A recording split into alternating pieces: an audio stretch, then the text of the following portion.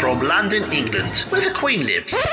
Recorded live from an underground bunker and packaged into an MP3 with a pretty little picture. Helping to kickstart your day with the motivation and inspiration you need 365 days a year. This is the Learn, Develop, Live podcast. And this is your host, Chris Jaggs. Good morning! My name is Chris Jaggs and this is the Learn, Develop, Live podcast. How's your Monday going so far?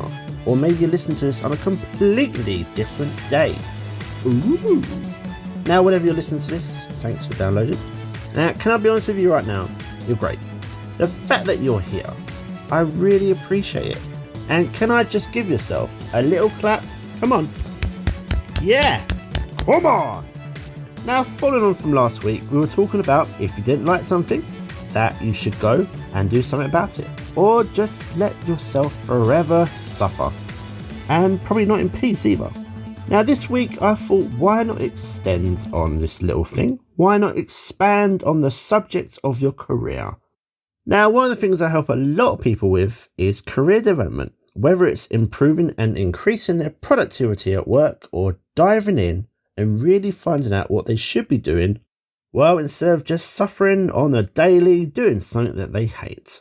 Now, I've been able to help people get the jobs they really want through a step-by-step process, and the results have been incredible, if I might say so myself. And I know this because at the end, you just see happy people. You see them smile for what is probably the first time in years. There aren't many other things in this profession that can give you that sort of best job satisfaction. So, question for you. What do you do when you don't enjoy the work you're doing and don't just like your job, but you also don't like your co-workers? Because, hey, you're not going to like everyone in this world. And there are many people out there dealing with this every single day. Now, in an ideal world, people would look for what they are good at and to always work with their passions, their unique gifts, talents, and I would never encourage anyone to keep on doing something they just didn't like, something that drains their energies, something they don't believe in, and something which has absolutely no meaning to you whatsoever. It's just not healthy. So let's have those messages in and get straight into this, and let's go change some lives. The Learn, Develop, Live podcast. So much cheaper than a trip to the Bahamas. Learn, Develop, Live, Mom. Join us on social media. Search for Learn, Develop, Live on Facebook, Instagram, Twitter or LinkedIn and join the motivation. Welcome back. Now, maybe you've been thinking about a career change for a long time. Maybe working from home has piqued your curiosity into other career options. Now, starting a new career in uncertain times isn't a decision that should be made overnight. There are a lot of factors to consider, such as finances, personal hardship, stress, stability, longevity. Now, to help you gain clarity, these are 5 questions that I like to ask my clients. So let's have a sort of coaching session via podcast episode, eh? Now, the first question is the best place to start to see if it's just a flash in the pan of an idea. And that is, are you making this decision out of desperation? Now, even before living in the midst of a pandemic, would the most patient and non-reactive person react hastily? Most people are experiencing higher than ever levels of stress, which can lead to hasty decision making based solely on emotions. We feel desperate to escape the situation we're in and only see one way out, even though there are probably many different options. Now, to be sure you aren't making a decision simply out of desperation, take a step back and think about how you're feeling about your job pre-COVID. Are the frustrations that you're feeling right now the same ones that you felt back then? What has changed both for your job and the way you feel about it during the past few months? Now, while emotion certainly plays a role in decision making, it shouldn't be the driving force behind the decision to make a career change. I mean, it's a big thing after all.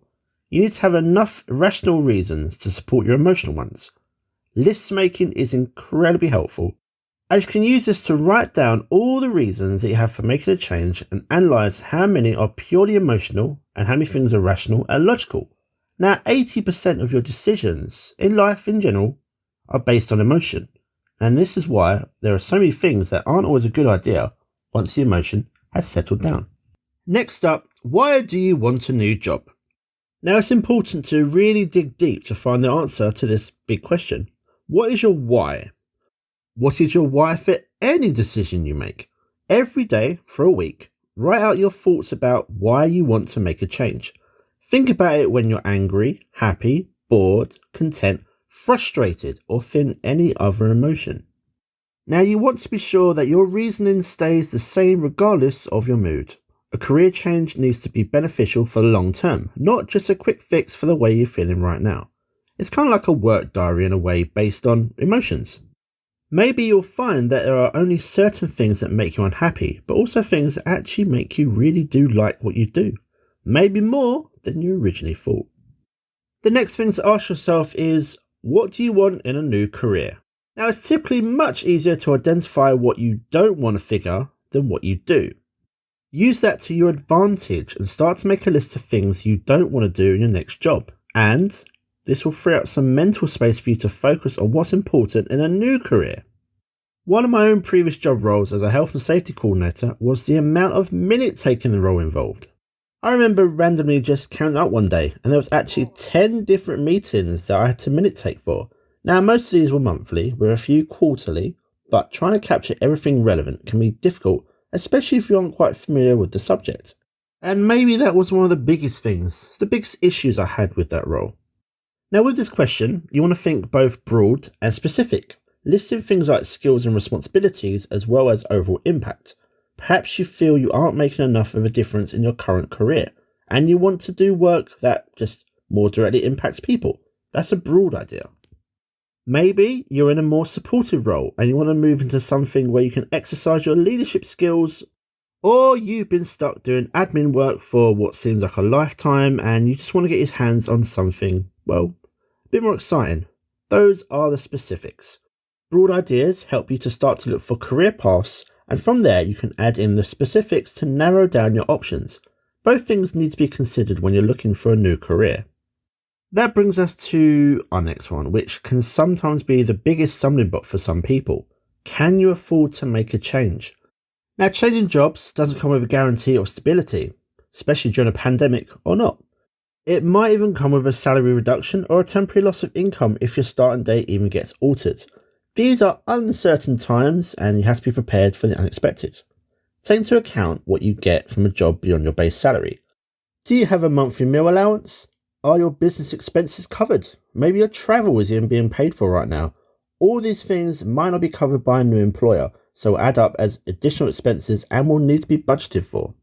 Think about the potential financial impact changing careers will have, and if you can afford any kind of economic instability, it's likely that you have an idea of what your new salary will even be from the initial advertisement. Maybe you might get a little bit more due to your experience. It's all possible. Maybe you can negotiate the new salary, so take a look at your finances and figure out truly how much is your cost of living. You may also want to factor in expenses for emergencies. Some people look to add an additional 15 to 20% on top of that. But this is, of course, all irrelevant if the salary is already fixed. Now, what is the outlook of the industry that you're looking to get into? Different industries have different risks at this time. Some are much more stable than others, so you need to take this into account. If you're moving into an industry that's more stable than the one you're currently in, then there's less risk. If you move to one with less stability, you're increasing the risk twofold. First, the industry's stability itself, and second, the unfortunate reality that most often the recently first hired are the first to go. Finally, don't make a hasty decision. No question here, it's just an important step in the decision-making process.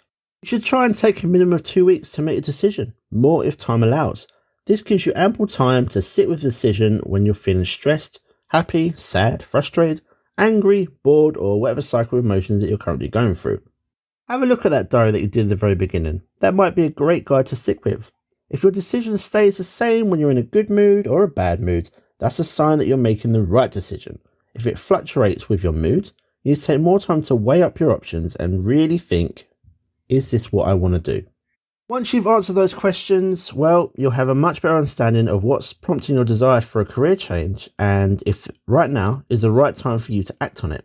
If it is, go for it. If not, take a step back. Search for ways to find satisfaction in your current job and reanalyze your situation in a few months. Now, if you think you're ready for that career change, maybe you want to up your game and move up the ladder where you work, or you just need a little bit of guidance. This would be the perfect time to grab your free 30-minute Learn, Develop, Live power call right now. Head over to ldlcall.com, find the perfect time slot for you. Let's see what the Learn, Develop, Live method can do for you, and let's help you start to level up with your career today. Now, that is all from me today. I hope you step out of the comfort zone and start something brand new with your life, career, whatever it is you're trying to chase. Have yourself a great week, and I'll see you in the next one. The Learn, Develop, Live podcast, helping you find your way in life. Goodbye. What? It's over already? All over. Thank you for listening to the Learn, Develop, Live podcast. I hope you feel as warm, motivated, and fuzzy inside as I do. You can connect with Chris at LearnDevelopLive.com or on Facebook, Instagram, or Twitter. I won't say goodbye. I'll just say until we meet again. Until next time, join the motivation.